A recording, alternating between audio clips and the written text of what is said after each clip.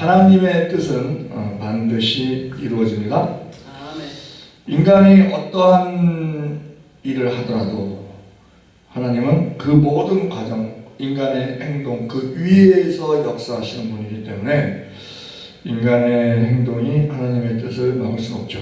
예를 들면 어떤 사람에게 하나님이 너 오늘 내일 너의 목숨을 내가 취하겠다, 즉 내일 네가 죽을 것이다 하셨다고 하면 인간은요, 아 내가 죽을 때가 됐구나, 하나님께 가는구나 이렇게 받아들이는 사람도 있겠지만 대부분의 사람들은 자기가 할 수 있는 모든 방법을 다 동원해서 그 죽음을 피하려고 할 겁니다. 그래서 밖에 나가자니 차가 무섭고 또 안에 있자니 누가 또 강도라도 들어올 것 같고 그러니까 이 사람은 막 머리를 굴리다가 아무도 나를 찾을 수 없는 곳에 내가 있어야 되겠다 그러면서 뒤주 속에 들어가죠. 뒤주 속에 들어가서 그냥 아무도 나를 찾을 수 없도록 누군가가 자기를 죽일 것이라고 생각하는 거예요. 하나님이 목숨 취하실 때는 뭐 심장마비를 일으킬 수도 있는 거고 뭐 여러 가지 우리가 알지 못하는 방법들이 많이 있지만 인간의 방법은 우리가 그러잖아요. 어린아이들 보면 그 하는 행동이 다 보여. 근데 걔네들은 그걸 못 볼 거라고, 못 알아챌 거라고 생각하면서 거짓말하는 경우도 있어요. 옛날에 거지 생활을 할 때 거지들이요, 어려서 가출한 아이들이 먹고 살 게 없으니까 어떻게 뭐 이렇게 끌려서 가든지 아니면 뭐 가든지 그 거지 소굴에 이렇게 간다는 거예요. 그럼 다리 밑에 이렇게 천막 쳐놓고 사는 그런 데 간다는 거예요. 그러면 그 선배가 깡통을 준답니다. 뭐 남양분들 깡통 같은 거 깡통을 딱 주고 국어를 해오라는 거예요. 그러면 이제 국어를 해오는 거죠. 안 그러면 맛도 매도 맞고 하니까 국어를 해오죠. 국어를 하는데 자 배는 고프죠. 그런데 여기 보니까 밥은 있어. 얻은 밥은 있어. 따뜻한 밥도 있을 수 있고 찬밥도 있을 수 있고 때로는 또 국도 있을 수 있고 뭐 이렇게 먹을 게 있는 거예요. 먹을 게 손에 깡통에 먹을 게 있는 거예요. 근데 이거를 고스란히 갖다 줘야 되는데 배가 고프니까 그것을 먹습니다. 손으로 집어서 먹어요. 다는 못 먹죠. 일부를 먹어요. 먹고서는 닦아서 시침을 뗀다는 거예요. 시침을. 그러면 선배가 그 선임이 너 자식 왜 다 갖고 오지 않고 그걸 갖다가 만약에 다 나눠 먹어야 되는 건데 네가 네 입만 채우냐고 먹고 오냐고 했더니 안 먹었다고. 하나도 안 먹었다고. 막 매를 맞는다는 거예요. 거짓말 한다고 막 매를 맞는다는 거예요. 그러면서 생각한다는 거죠. 매를 맞으면서도 아이씨 아무도 본 사람이 없는데 어떻게 알았지? 어떻게 알고 나를 이렇게 먹었다고 확신을 하지? 그 사람 입장에서는 그 아이 입장에서는 상상이 안 가는 거예요. 그런데 어떻게 알았느냐? 어떤 아이한테는 그래 너 수고했다. 아유 배고픈 거 참고 오느라고 힘들었다. 이렇게 하고 자기는 막 때리고 자기가 먹었으니까 맞는 거니까 할 말 없고. 근데 어떻게 알았지? 그랬는데 나중에 보니까 표가 나는 거예요. 표가. 그 당시에는 거지들은요 씻질 않으니까 얼굴도 새카맣고 손도 새카매. 근데 이거를 먹으면은 여기 입주위가 깨끗해진다는 거예요. 먹으면서 막 깎고 어쩌고 하기 때문에. 그게 바로 표만한데 근데 그거를 모르는 거죠. 지금 오늘 창세기 29장을 보면은요 야곱하고 라반 관계가 나와요. 외삼촌이에요. 외삼촌 라반이 나오는데 외삼촌이면서 이제 장인이 되죠.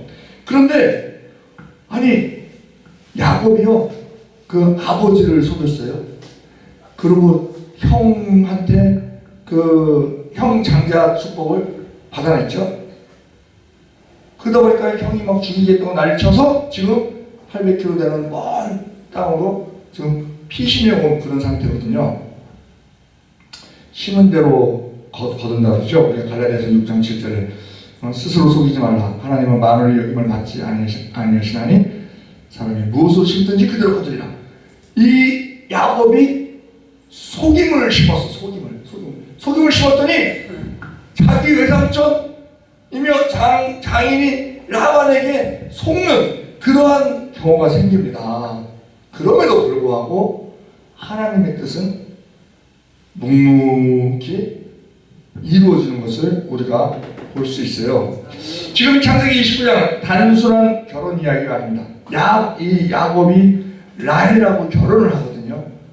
라헬하고 결혼하는데 단순한 결혼 얘기가 아니고 이 본문에서는 속고 또 기다리고 상처받고 그러나 결국 하나님의 손에 붙들리게 되는 사람들의 이야기가 기록되어 있습니다. 즉 눈물도 있고 기다림도 있고 배신도 있고 사랑도 있고 하나님의 섭리도 있습니다. 특별히 이 야곱이라는 사람은 하나님께서 진짜 특별히 이렇게 역사하시는 것을 보는데 야곱은 지금 도망자의 신분입니다. 형 에서를 속였습니다. 아버지 이삭도 속였습니다. 축복을 빼앗았습니다.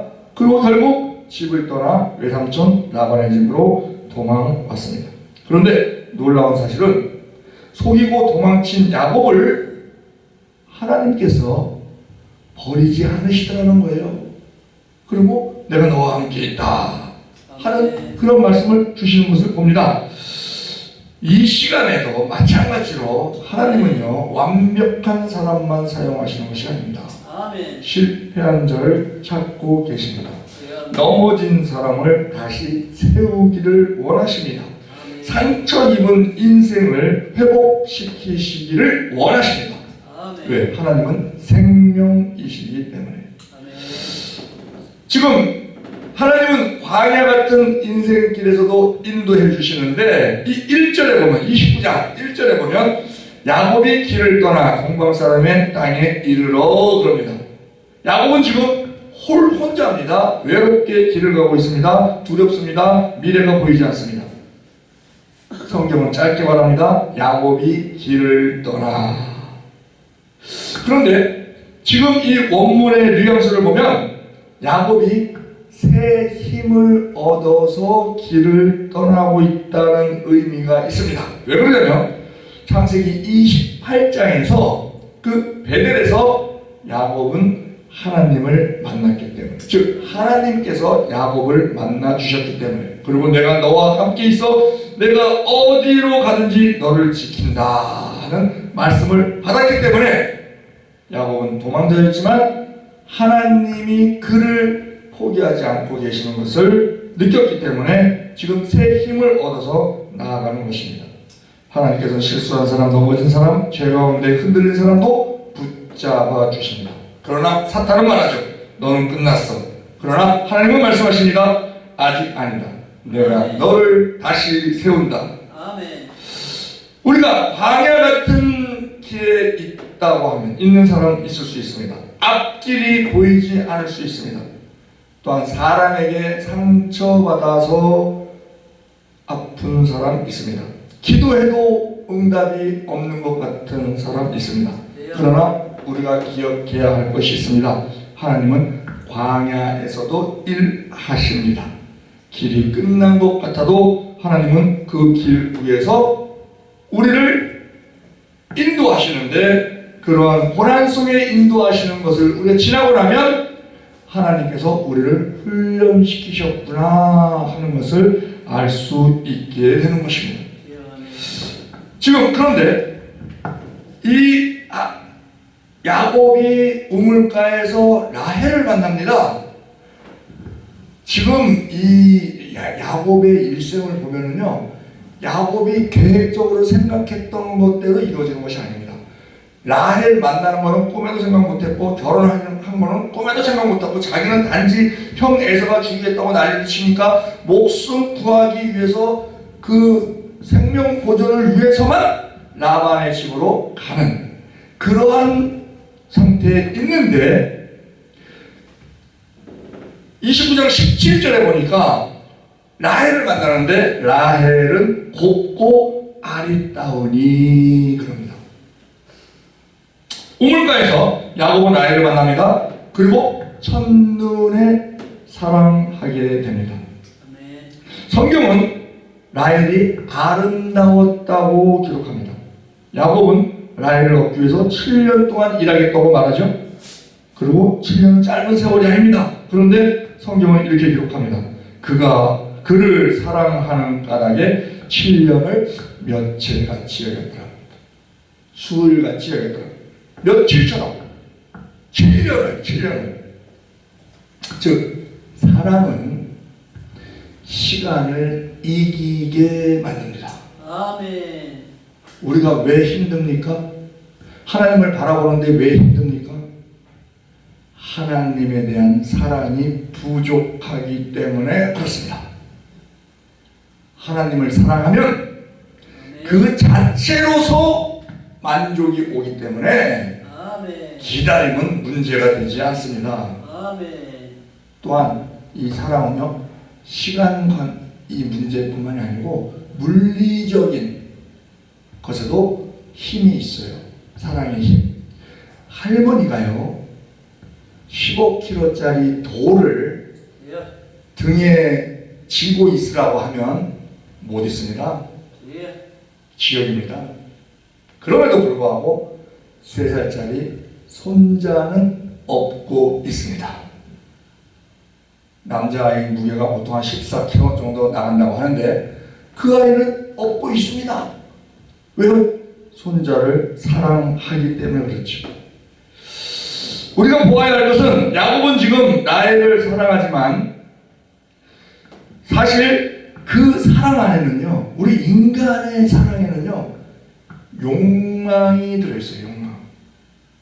인간적인 욕망과 집착이 섞여 있습니다. 하나님은 그런 야곱을 그냥 두지 않으십니다. 우리는 종종 생각합니다. 내 욕망은 하나님의 일에 방해된다. 내 육신의 욕망 방해된다. 없애야 된다.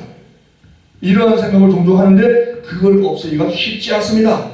그런데 지금 이 야곱의 상태는요, 하나님과 별개로 라헬에 대한 그 아리따움에 반하고 그러한 또 결혼하고자 하는 그러한 마음, 그 아내로 맞이고자 하는 마음, 그런 마음이 그 인간적인 욕망과 집착이 거기에 섞여 있다는 것입니다.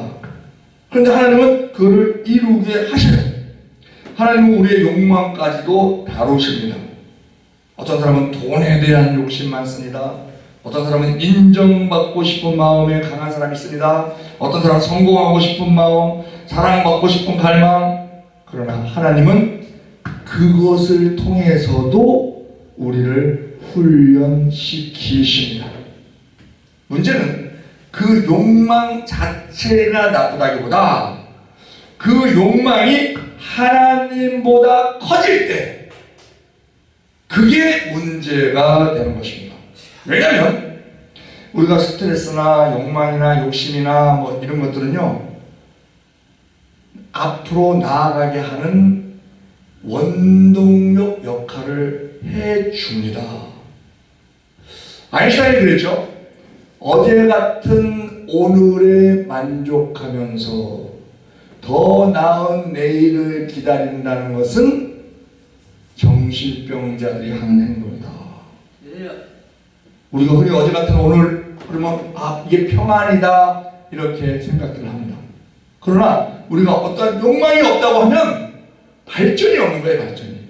그런데 분명한 것은 그 욕망이 하나님의 일을 위하여, 이웃을 위하여 성경적으로 도움이 되는 욕망이어야지 나 자신을 위한 욕망이어서는, 하나님의 뜻보다 더 앞서가려고 하는 욕망이어서는 안 된다는 것입니다. 그것이 우상이 되는 것입니다. 하나님이 가장 싫어하시는 우상 숭배에 자신도 모르게 빠지게 되는 것입니다. 자, 지금 야곱이 라헬에 대한 욕망으로 꽉 차 있습니다. 그것을 하나님은 다 보십니다. 그래서 하나님은요, 그 야곱의 욕망을 깨뜨리십니다. 그 역할을 하는 것이 라반이에요. 우리가 붙들고 있는 것이 무엇입니까? 하나님보다 더 간절한 것이 있습니까? 하나님보다 더 의지하는 것이 있습니까? 하나님은 그것을 깨십니다. 그것이 나에게 도움될 것 같지만 나에게 독이 되는 경우가 많습니다. 그렇기 때문에 내가 붙들고 있는 것들을 내려놓고 하나님을 붙드는 것이 우리에게는 유익이고 지혜로운 행동이라는 것입니다. 야곱은 14년이 지나고 두 아내를 얻습니다. 우리에게도 지나온 14년이 있죠. 또 앞으로 우리의 비전을 성취시킬 14년이 있습니다. 그 14년 우리가 더뎌 보이는 경우가 있습니다. 그러나 우리의 비전을 위한 14년, 앞으로 기다려야 되는 시간, 사랑을 품고 있으면 그것을 누가 이루십니까? 하나님이 이루실 것입니다. 그 하나님에 대한 사랑을 품고 있으면 그 시간 길지 않습니다. 짧게 여겨질 것입니다.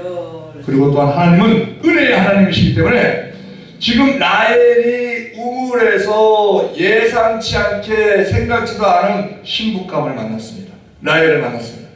마찬가지로 하나님께서는 우리의 인생 가운데 군데군데 우물을 두셔서 그 우물에서 우리가 생각지 못했던 복을 우리에게 주시는 분이십니다. 25절에 보면 아침에 보니 되어라. 결혼식 날이 왔습니다. 야곱은 너무 기뻤을 것입니다. 드디어 라헬과 결혼한다고 생각했습니다. 그런데 다음날 아침 충격적인 일이 벌어집니다. 보니 내라라. 성경 역사상 가장 황망한 아침 중에 하나입니다. 이 짧은 한 문장 속에 야곱의 충격과 절망이 다 들어있습니다. 자신이 평생 속이며 살았던 사람이 이제는 속임을 당한 것입니다. 임자 만났습니다. 이것은 뭡니까? 하나님의 훈련입니다. 야곱은 아버지 이삭의 눈이 어두웠을 틈을 타서 형을로 변정했습니다. 그런데 이제는 자신도 어둠 속에서 속임을 당합니다. 하나님은 반드시 우리를 다루십니다. 심은 대로 거두게 하십니다. 이것은 단순한 벌이 아닙니다. 우리는 속였으니까 속임당한 게 벌이다? 아니요. 회복을 위한 과정입니다. 하나님은 우리를 항상 살리시는데 목적이 있기 때문에 그렇습니다. 그래서 우리가 당하는 어떤 고난, 환난, 징계, 이 모든 것이 하나님께서 우리를 죽이시기 위해서 주시는 것이 아니고 우리를 살리시기 위해서 주시는 것이다 하는 것은 우리는 잊어서는 안 됩니다. 하나님은 야곱을 망하게 하려는 것이 아니라 진짜 이스라엘로 만들기 위해서 하나하나 훈련하시는 것입니다. 우리의 인생이 힘들 때 내 인생이 왜 이런 일이 생기냐, 인생이 왜 이렇게 꼬이냐. 그러나 때로는 고난이 하나님의 손길일 수 있습니다. 교만을 낮추게 하시고 강팍한 사람을 부드럽게 하시고 자기 힘만 믿던 사람을 무릎 꿇게 하시는 그 방법이 사람에 따라서는 고난, 환난, 시험으로 하나님이 허락하시기도 하시기 때문에 그렇습니다. 신앙은 사람이 깨어지는 데서 시작됩니다. 눈물 없는 성장 없습니다. 우리가 꽃샘추위라고 합니다. 바람이 붑니다. 꽃이 피는 것을 샘내서 바람이 분다는 거예요. 그래서 꽃샘추위는 영하로 떨어지는 추위는 아니지만 바람이 부니까, 쌀쌀한 바람이 부니까 추운 거예요. 막 옷길까지 스며드는 추위예요. 왜? 꽃이 피는 것을 샘낸다는 거예요. 그래서 생긴 말이 있죠.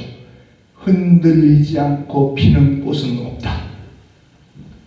꽃이 그냥 봄이라 그래서 아주 새록새록 봄볕만 맞고 피는 것이 아니라는 겁니다. 그 찬바람을 맞으면서 흔들리면서 그러면서 피는 것이 그 꽃이라는 것이죠. 그런 것이 우리 인간에게 오면 그것이 고난으로 올 수 있는 것입니다. 사람은 깨어지면서 성장합니다.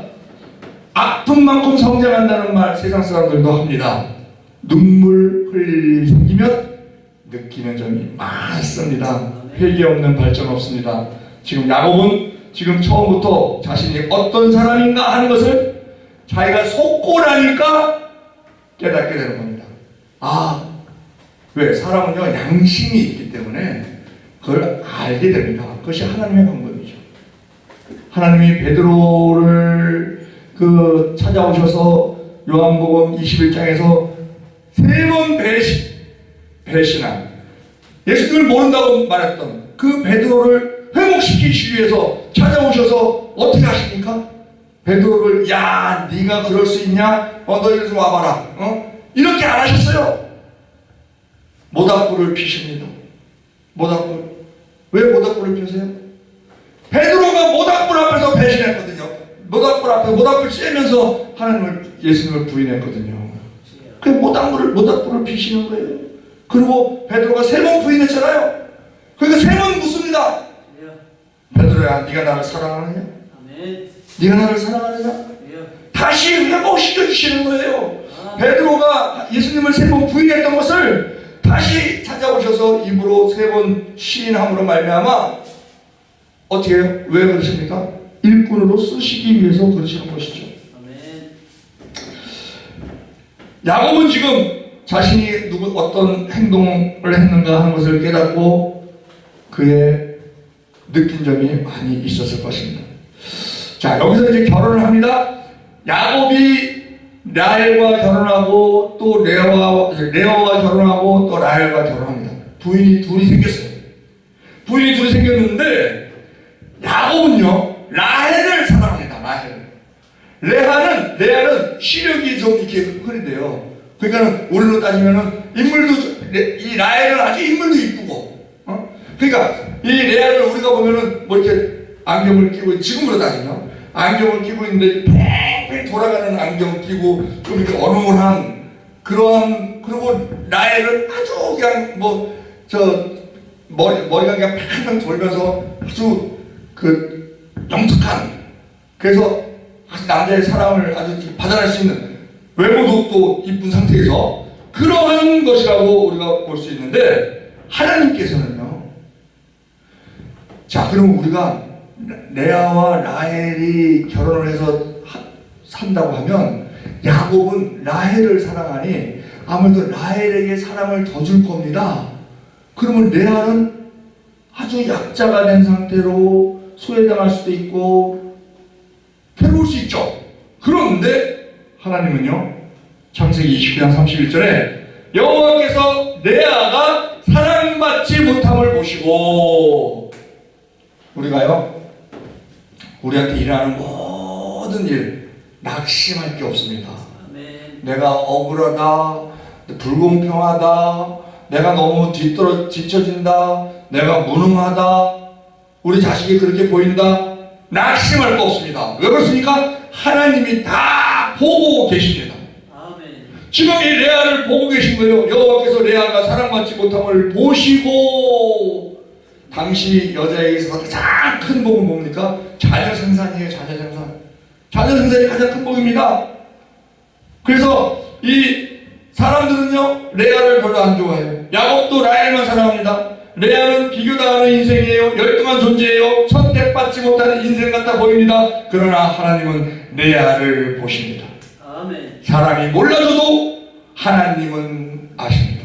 아멘. 사람이 무시해도 하나님은 그의 눈물을 기억하십니다. 아멘. 레아는 사랑받지 못했지만 하나님께 기도하기 시작합니다. 그리고 놀라운 일이 벌어집니다. 어떻게 기도했는지 아느냐? 그가 루벤을 낳았을 때 나의 괴로움을 들으셨다 하는 것을 보면 알 수 있어요. 레아를 통해서 유다 지파가 나오게 하시고 결국 메시아 예수 그리스도의 계보가 이어지게 하십니다.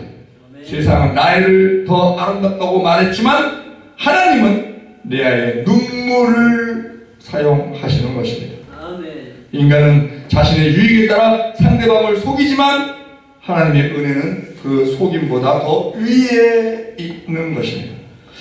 오늘 우리가 혹시 외로운 사람이 있습니까? 가정에서 인정받지 못하는 사람이 있습니까? 교회 안에서 상처받는 사람이 있습니까? 하나님은 우리 모두를 보고 계십니다. 아멘. 하나님은 사람들의 인기 투표로 일하지 않으십니다. 상한 심령을 통해서 일하십니다. 아멘. 다윗도 요셉도 한나도 레아도 눈물 가운데 하나님을 만났습니다. 예. 우리의 눈물이 그래서 의미가 있는 것입니다. 그런데 이 레아가 하나님께서 불쌍히 보시고 자녀 생산을 해주십니다. 아들을 낳게 해주십니다. 그런데 첫 아들 루벤을 낳았어요. 그 루벤의 이름의 뜻이 하나님이 내 괴로움을 보셨다. 둘째 시므온을 낳습니다. 그의 뜻이 하나님이 내 말을 들으셨다. 레이를 낳았어요. 이제는 남편이 나와 연합하리라. 그리고 네 번째에서 유다를 낳습니다. 유다는 내가 이제는 여호와를 찬송하리라. 여기서 중요한 게요. 지금 첫째 루벤은요. 봐봐요. 루벤 낳았을 때 다 첫째, 둘째, 셋째 낳을 때까지 다 나 중심입니다. 나 중심. 루벤 하나님이 내 괴로움을 보셨다. 시므온 하나님이 내 말을 들으셨다. 레위 이젠 남편이 나와 연합하리라. 다 나예요. 나. 그동안 막 무시당한 게 있기 때문에 그냥 자기 자존심도 이렇게 회복됐죠. 그냥 다 하나님이 나를 기억하고 나에게 복 주셨다는 거예요. 나.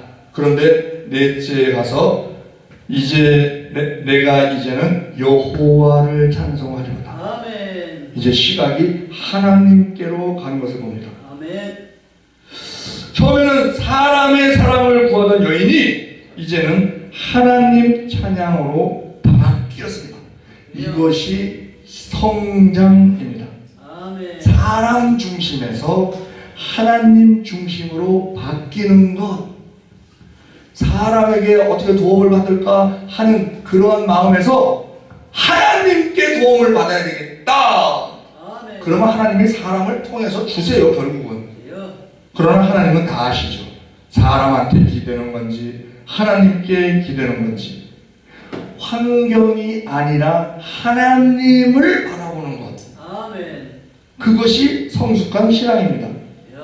우리의 기도 제목들이 있습니다. 하나님 저 사람 바꿔주세요. 남 탓하는 거 하나님 기뻐하지 않으십니다. 하나님 저 자신을 하나님의 뜻에 맞도록 변화시켜 주시옵소서 아멘. 하고 하는 것이 하나님께서 기뻐하실 기도인 것입니다. 아멘. 여전히 남편 사랑은 부족했습니다. 여전히 상처는 남아있습니다.